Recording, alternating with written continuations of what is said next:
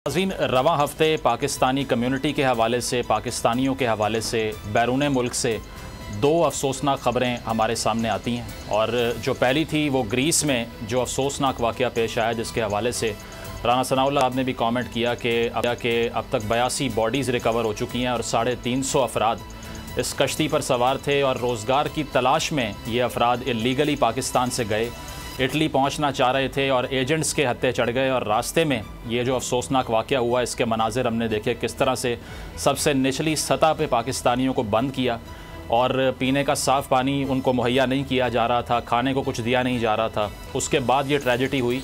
और एक और वाक़या जो रिसेंटली सामने आया वो टाइटैनिक से जुड़ा हुआ है, जो कि आज से 111 साल पहले तकरीबन 1912 में जो वाक़या पेश आया था, उसी से जुड़ा एक और वाक़या सामने आया कि टाइटैनिक का जो मलबा है उसको देखने के लिए एक सबमरीन जिसमें 5 लोग सवार थे, इनमें से 2 पाकिस्तानी भी थे और शहज़ादा दाऊद जो कि पाकिस्तान की बिज़नेस कम्युनिटी के एक प्रोमिनेंट शख्स हैं, वो और उनके 19 साला बेटे सुलेमान भी इस सबमरीन पर सवार थे। लेकिन जैसे ही ये रवाना होती है तो राब्ता मुनक़ता हो जाता है जो कंपनी थी इसको ऑपरेट करने वाली उससे, और उसके बाद सर्च ऑपरेशन शुरू होते हैं। और अब इब्तदाई इन्वेस्टिगेशन में ये बात सामने आ चुकी है कि कोई भी जो है वो एविडेंस नहीं मिला कि ये लोग सरवाइव किए हैं। उसकी वजह यह है कि इम्प्लोड कर गया था ये सबमरीन, और इसके साथ साथ ये भी कि पाकिस्तान के तरफ से जो शहज़ादा दाऊद साहब थे और उनके बेटे, कहा यह जा रहा था कि उनके बेटे खासे खौफज़दा थे जाने से पहले और वो इनकार भी कर रहे थे, लेकिन उसके बावजूद अपने वालिद के लिए फ़ादर्स डे पे as a gesture of goodwill उन्होंने जाने का फ़ैसला किया, लेकिन वो भी इस अफसोसनाक वाक़े का शिकार हो गए। और साथ साथ जो 350 पाकिस्तानी जिनमें से बेशतर अब भी जो है वो हम देखते हैं कि उन मिल नहीं पाए, उसकी बड़ी वजह क्या है? रोज़गार है। और रोज़गार के हवाले से एक और चीज़ हम आपको दिखाते हैं कि पाकिस्तान के अंदर क्यों लोग मजबूर हो जाते हैं कि उनको जाना पड़ता है ओवरसीज़, और यहाँ से चाहे वो लीगली जाएँ इल्लीगली जाएँ, जिस तरह भी जाएँ। और वो एक अनोखी चोरी की वारदात है। ये वारदात इस नौइयत की है कि शायद इससे पहले किसी पाकिस्तानी ने या आपने या मैंने भी ना देखी हो। होता इस तरह से है कि एक जनरल स्टोर में एक शख्स, इस फुटेज में देखा जा सकता है जिस तरह से आप टेलीविज़न स्क्रीन पर देख रहे हैं, ये मौजूद था। और इस शख्स ने वहाँ से चोरी क्या किया? चोरी किया फार्मूला मिल्क, जो कि शीरख्वार बच्चों को पिलाने के लिए होता है। और ये ज़ाहिर क्या करता है? ज़ाहिर ये करता है कि पाकिस्तान में मौशी सूरत हाल इतनी अबतर हो चुकी है कि अब ये जो चोर है, हम इस फुटेज को दिखाकर ये साबित नहीं करना चाह रहे कि कोई इनकरेजमेंट करनी चाहिए इस तरह की इलीगल चीज़ की, लेकिन ये हालात की अक्कासी कर रहा है। ये दिखा रहा है कि पाकिस्तान के अंदर अपने बच्चों को अगर आपने दूध भी पिलाना है तो उसके लिए भी आपके पास पैसे नहीं बचे। इसलिए बग़ैर किसी लालच के, अगर आप फिर भी एक अच्छे इंसान हैं, लेकिन ये हालात आपको मोटिवेट कर देते हैं कि आप लॉ को तोड़ें।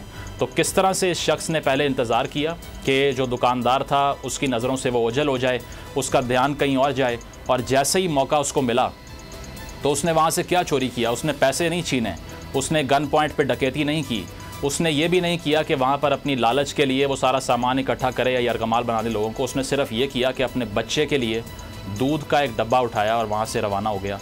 और इसके बाद सोशल मीडिया के ऊपर और मुख्तलिफ हलकों में ये डिबेट हो रही है कि आया इस शख्स को चोरी करने पर मजबूर इसकी अपनी पर्सनल मोटिवेशन ने किया है या फिर हालात ने किया है, क्योंकि बचपन से हम सुनते आ रहे हैं कि गुर्बत जो है वो गुनाहों को भी और साथ साथ क्राइम को और जुराइम को जन्म देती है। तो जिस तरह से इस शख्स ने ये चोरी की है, ये बहुत बड़ा सवालिया निशान है अरबाब इख्तियार के ऊपर कि आपने पाकिस्तान में ऐसे हालात पैदा किए हैं कि यहाँ पर बच्चे का दूध भी अब चोरी करना पड़ता है, उसको कमाने के पैसे नहीं बचे। बहरहाल आगे बढ़ते हैं और आज की जो आम स्टोरीज़ हैं उसकी बात करते हैं। तो सबसे पहले तो जो बड़ी एक डेवलपमेंट है वो है कि जो नरेंद्र मोदी हैं, हिंदू मिनिस्टर, वो अमेरिका में मौजूद हैं और वहाँ पर जॉइंट स्टेटमेंट हमने एक देखी जिसमें पाकिस्तान को बेजा तनकीद का निशाना बनाया गया है। साथ साथ ये भी कहा गया है कि जो क्रॉस बॉर्डर टेररिज्म है उसके हवाले से एफ़र्ट्स की जाएँ। मुंबई अटैक्स का भी उसमें ज़िक्र है और इस पर बड़ा एक बेफिटिंग रिस्पांस भी सामने आया है पाकिस्तान की तरफ से। ख्वाजा आसिफ साहब ने भी इस पर कमेंट किया, वो भी हम आपको दिखाएंगे आगे चल के, और साथ साथ बिलावल भुट्टो साहब की स्टेटमेंट भी हम कोट करेंगे। इसके साथ साथ जो एक और बड़ी डेवलपमेंट हम देख रहे हैं वो ये है कि पाकिस्तान में जो रिज़र्व्स थे, जो ज़खायर पाकिस्तान के हैं, उसमें मज़ीद कमी वाक़ई हो चुकी है और $50 करोड़ की कमी हमने देखी है गुज़श्ता हफ़्ते पाकिस्तान के ज़र मुबादला के ज़खायर में, जो कि अलार्मिंग सूरत हाल है, क्योंकि जो $1.1 अरब की जो ट्रांश है उसका अब भी इंतज़ार किया जा रहा है और अब भी उसके आने का इम्कान ज़ाहिर नहीं हो रहा। बेशक शहबाज शरीफ साहब बहुत से बयानात दे चुके हैं और इसहाक डार साहब भी US एम्बेसडर से मिले हैं, लेकिन ज़खायर कम होते जा रहे हैं और आगे सर्वाइव कैसे करना है इसका कोई इंदिया नहीं मिल रहा।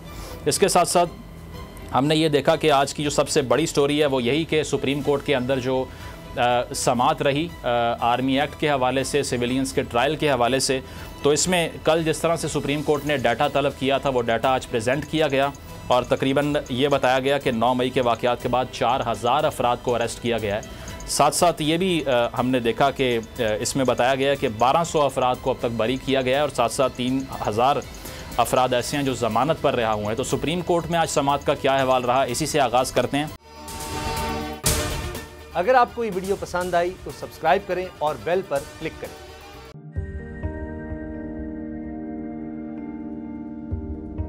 कैसे कैसे सितारे डूब गए, खूबसूरत नजारे डूब गए, ख्वाबों के सभी किनारे छूट गए, गमज़दा दुख के मारे डूब गए। कितनी मुश्किल का सामना है यहां, कितने लोगों के प्यारे डूब गए। आओ मिलकर करें मदद सबकी, जिनके सारे सहारे डूब गए। आजमाइश में मिलकर एक हुए, नफरतों के इशारे डूब गए। कितने प्यारे हमारे डूब गए। कौमी सानहे की सूरत हाल से लम्हा बलम्हा बोल रखेगा बाखबर। गम की इस घड़ी में बोल तारकीने वतन के अहले खाना के साथ खड़ा है।